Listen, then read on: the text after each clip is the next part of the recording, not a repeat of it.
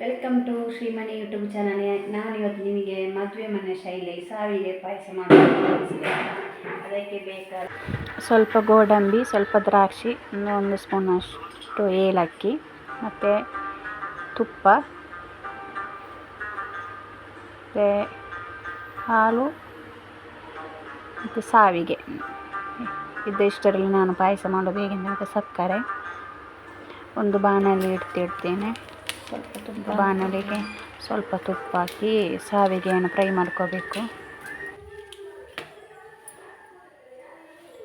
ಸ್ವಲ್ಪ ಸಾವಿಗೆ ಹುರ್ಕೊಳ್ಬೇಕು.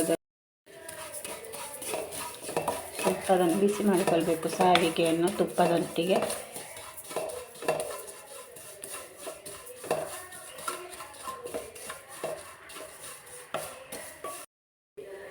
ಇದು ಹುರ್ಕೊಂಡಾಯಿತು. ಇದನ್ನು ಈಗ ಒಂದು ತೆಗೆದು ಬಾಣಲೆ ಹಾಕಬೇಕು. ಈಗ ಇದೇ ಪಾತ್ರಕ್ಕೆ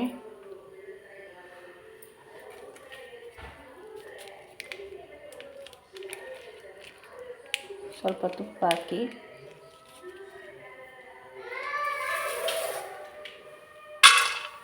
ಗೋಡಂಬಿ ಹಾಕಿ ಸ್ವಲ್ಪ ಫ್ರೈ ಮಾಡ್ತಿದ್ದೇನೆ.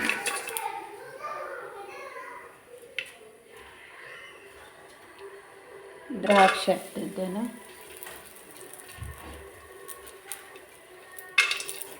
ಇನ್ನು ಸ್ವಲ್ಪ ಫ್ರೈ ಮಾಡ್ಕೋಬೇಕು ತುಪ್ಪದಲ್ಲಿ.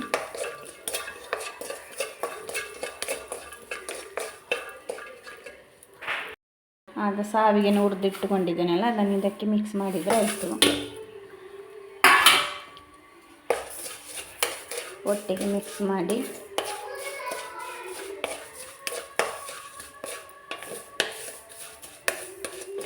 ನೀರು ಹಾಕಿ ಬೇಯಿಸಲಿಕ್ಕಿಲ್ಲ.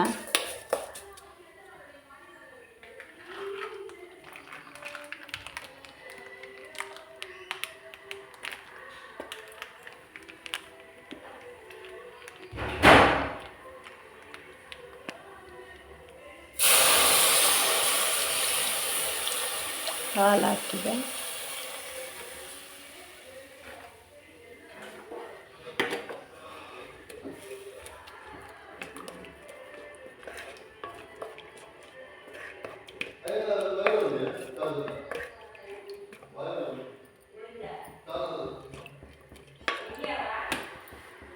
ಈಗ ಸ್ವಲ್ಪ ಬೇಯಲಿ.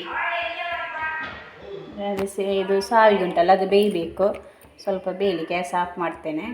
ಸ್ವಲ್ಪ ಬೇಯ್ತಾ ಉಂಟು. ಸ್ವಲ್ಪ ಬೇಯ್ದ ನಂತರ ಗ್ಯಾಸ್ ಆಫ್ ಮಾಡಿದರೆ ಆಯಿತು.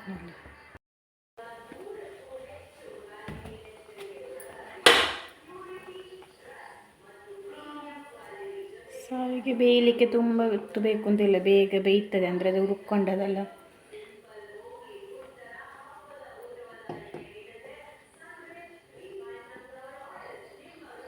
ಈಗ ಸ್ವಲ್ಪ ಸಕ್ಕರೆ ಹಾಕೋಣ. ನಾನು ಆಗ ವಿಡಿಯೋದಲ್ಲಿ ನಿಮಗೆ ಸಕ್ಕರೆ ತೋರಿಸಲಿಲ್ಲ. ಸಕ್ಕರೆ ಹಾಕೋತಾನೆ. ಈಗ ಸಕ್ಕರೆ ಹಾಕಬೇಕು ಸಿಹಿಗೆ.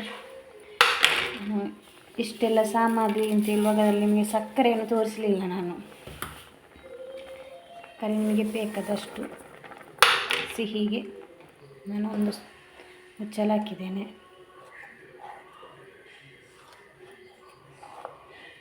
ತುಪ್ಪ ಎಷ್ಟು ಹಾಕಿದರೂ ಒಳ್ಳೆಯದು, ಟೇಸ್ಟ್ ಇನ್ನೂ ಜಾಸ್ತಿ ಬರ್ತದೆ.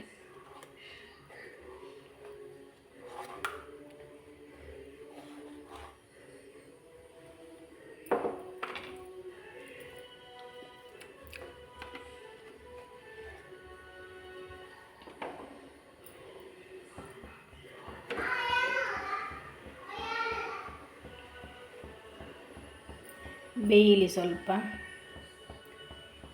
ಬೇಯಲಿಕ್ಕೆ ಅಂದರೆ ಇದು ಗೊತ್ತಾಗ್ತದೆ ಬೇಯಬೇಕಷ್ಟೇ ಬೇಯ್ದಿದೆ ಅಂದರೆ. ಇದು ದೊಡ್ಡದಾದರೆ, ಸಾವಿಗೆ ದೊಡ್ಡದಾದರೆ ಬೇಯ್ದಿದೆ ಅಂತ ಅರ್ಥ. ಸಣ್ಣಗೆ ಆಗದಾಗಿದ್ದರೆ ಬೇಯಲಿಲ್ಲ ಅಂತ ಅರ್ಥ. ಇನ್ನೂ ಇದು ಬೇಯಬೇಕು, ಸ್ವಲ್ಪ ಬೇಯಲಿ. ಸ್ವಲ್ಪ ಏಲಕ್ಕಿಯನ್ನು ಪುಡಿ ಮಾಡಿ ಹಾಕಬೇಕು. ಇದು ನಾನು ಇಡೀ ಏಲಕ್ಕಿ ಉಂಟು, ಅದನ್ನು ಗುದ್ದುತ್ತಾ ಇದ್ದೇನೆ. ಗುದ್ದಿ ಸಣ್ಣ ಪುಡಿ ಮಾಡಿ ಅದಕ್ಕೆ ಹಾಕಿದರೆ ಆಯಿತು. ನೋಡಿ, ಪುಡಿ ಆಯಿತು.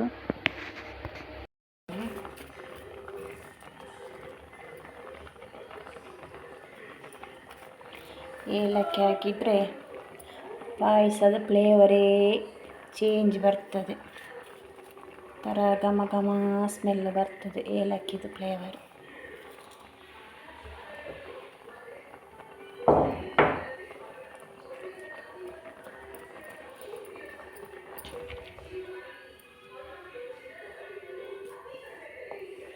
ಇದು ಆಲ್ರೆಡಿ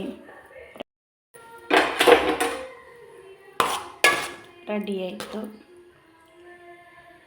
ಬಿಸಿ ಬಿಸಿ ಶಾವಿಗೆ ಪಾಯಸ.